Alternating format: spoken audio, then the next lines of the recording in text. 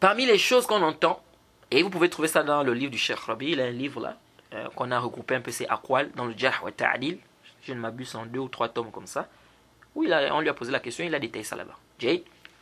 Parmi les choses qu'on entend beaucoup de gens dire aussi aujourd'hui, lorsque tu fais une réfutation à quelqu'un, il faut d'abord lui donner le conseil au préalable. Il vient te dire non, est-ce que tu lui as d'abord donné un conseil? Donc, si tu veux faire la réfutation, donne d'abord le conseil avant. Si tu veux faire la réfutation, non. On dit oui. Subhanallah. Est-ce que c'est une condition ça? C'est-à-dire, pour faire la réfutation à quelqu'un, c'est une condition de donner le conseil? Oui, c'est bien de donner le conseil avant de faire la réfutation, mais c'est une condition. Ne venez pas conditionner ce qu'Allah n'a pas conditionné. Où est votre dalil pour mettre ça comme condition? Le prophète Mohammed sallallahu alayhi wa sallam dans le Sahihain, hadith de Bukhari Muslim, hadith de Aïcha, il dit, qala Rasulullah sallallahu alayhi wa sallam, il dit ceci que le prophète a dit, ma balu aqwamin yashtarituna shurutan laysat fi kitabillahi, kullu shartin laysa fi kitabillahi fahuwa batil, wa in kana miyata shart. Le prophète dit, wa in kana miyata shart. Le prophète dit, quand les gens mettent des conditions qui ne figurent pas dans le livre d'Allah, toute condition qui n'est pas dans le livre d'Allah, c'est une condition qui est nulle.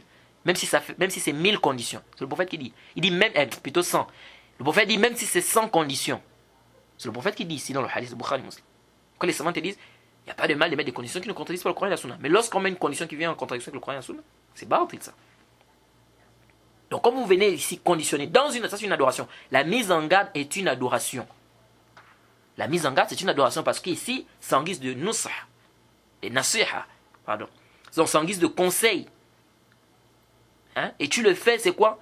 C'est pour que tes frères, comme tu ordonnes le bien, tu ne veux pas que tes frères tombent dans les innovations, dans les ambiguïtés, dans l'égarement. C'est une adoration. Donc si tu veux conditionner quelque chose dans une adoration comme ça, il faut ramener des preuves. Et les salafs n'ont pas conditionné ça. Les salafs ne conditionnaient pas le conseil avant de faire une réfutation. On ne dit pas que c'est pas bien. Oui, c'est bien. Donner d'abord le conseil à la personne avant de réfuter la personne de manière publique. Oui, ça, il n'y a pas de doute. C'est bien. Mais de là à faire de ça comme étant une condition, à chaque fois, non, est-ce que tu l'as donné le conseil? Non, est-ce que tu l'as. Et il te fait, c'est-à-dire, il veut te faire un zam. C'est comme s'il veut te réprimander du fait que tu n'es pas d'abord donné à la personne le conseil. Non. Prenez par exemple le hadith de Muslim. Le hadith qu'on a cité précédemment, le hadith de Jibril. Quand Ibn Omar dit, il faut dire à ces gens-là que je me désavoue d'eux. Ici, quand il dit c'est désavoue, c'est pas déjà une mise en garde? Parce que ces tabi'in là, ils sont venus poser la question. Et vous voyez, c'est le usloub. C'est pourquoi de ce hadith-là, on tire plusieurs fawaïd. C'est le usloub des salafs. Ils ont vu qu'il y a un problème, ils ont dit, les compagnons du prophète sont là à la Mecque, allons-y, on va demander, on va poser la question. Ils sont allés poser. On est revenu vers les savants. C'est pourquoi quand vous voyez quelqu'un qui ne vous renvoie pas aux savants, vous voyez quelqu'un, il ne renvoie pas aux savants, sachez que cette personne a des problèmes. Ça, c'est le maslak des gens des bid'ah. On doit revenir aux savants, surtout dans des questions compliquées. On doit revenir à qui? On doit revenir aux savants. Comme elle a dit, demandez aux hommes de science si vous ne connaissez pas. Jade. Alors, je disais ici que quand Ibn Omar a dit je me désavoue d'eux. Ibn Omar ici il a dit non, je ne peux pas d'abord dire que je me désavoue d'eux comme ça. Appelez-les d'abord, n'est-ce pas? Je vais d'abord leur donner le conseil, on va d'abord discuter. Maintenant s'ils continuent là, je vais me désavouer. Est-ce que Ibn Omar a fait ça? Non. Directement il a dit, si vous rencontrez ces gens-là, il faut leur dire que je me désavoue d'eux. Donc il n'a pas d'abord dit non, je ne peux pas d'abord dire que je me désavoue d'eux comme ça, il faut d'abord que je leur donne le conseil. Non. Vous voyez comment les salafs étaient? Donc ici, il a venu conditionner. Et même quand vous regardez, moi je me dis parfois, est-ce que les gens lisent même les koutoub des salafs? Je ne sais pas. Je ne sais pas. Quand vous lisez les livres des salafs, mais vous regardez comment les salafs se faisaient de rouloud. Il y avait des réfutations qui se faisaient. Mais regardez, est-ce que vous voyez là-bas qu'ils ont conditionné qu'il faut d'abord donner le conseil à la personne? Ici, là, le hadith dans Muslim, Ibn Omar dit فَإِذَا لَقِيتَ أُولَئِكَ فَخْبِرْهُمْ أَنِّي Anni bari'un minhum wa hum bura'a minni. Si tu rencontres ces gens-là qui disent ça, qui parlent du destin comme ça, qui disent que non, Allah ne connaît pas les actes des créatures, que lorsqu'ils vont faire les actes, etc., ils renient le destin dans ce sens-là. Mais Ibn Omar dit, il faut leur dire que je me désavoue d'eux. Ils sont désavoués de moi. Il n'a pas dit non, non, non, non, non, je ne peux pas me désavouer d'eux comme ça. Bon, appelez-les d'abord, je veux d'abord leur donner conseil. Non. Donc ce n'est pas une condition. Il faut d'abord quoi? Il faut d'abord donner le conseil. Avant de faire quoi? La réfutation. Non.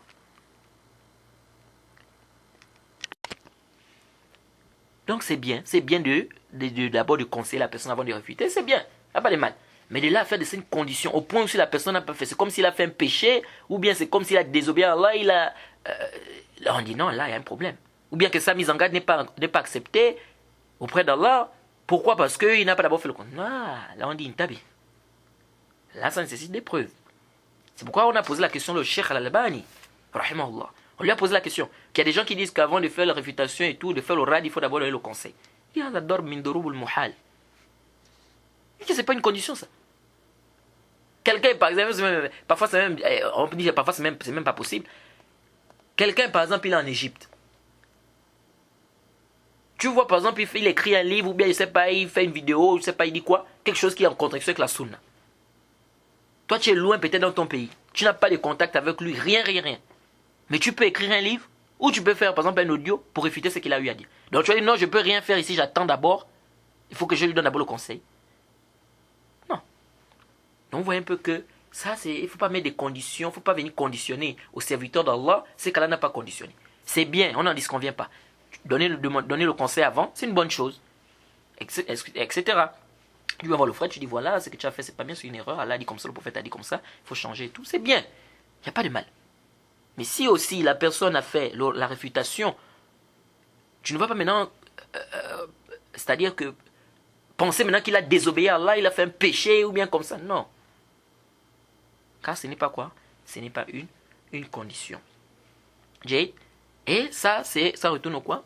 Au salaf. Les salafs n'ont pas mis comme condition qu'il faut à chaque fois donner quoi? Donc regardez même, par exemple, vous voyez même Aïcha, parfois faisait des roubles à certains compagnons. Et il y a même un livre qui a été écrit. Mastadrakatu Aïshatu ala Sahaba, je pense bien. Un livre comme ça qui a été écrit. Donc les reprises, bien c'est qu'Aïcha a repris à certains compagnons. Même si, là-dedans aussi, fihi ma fille.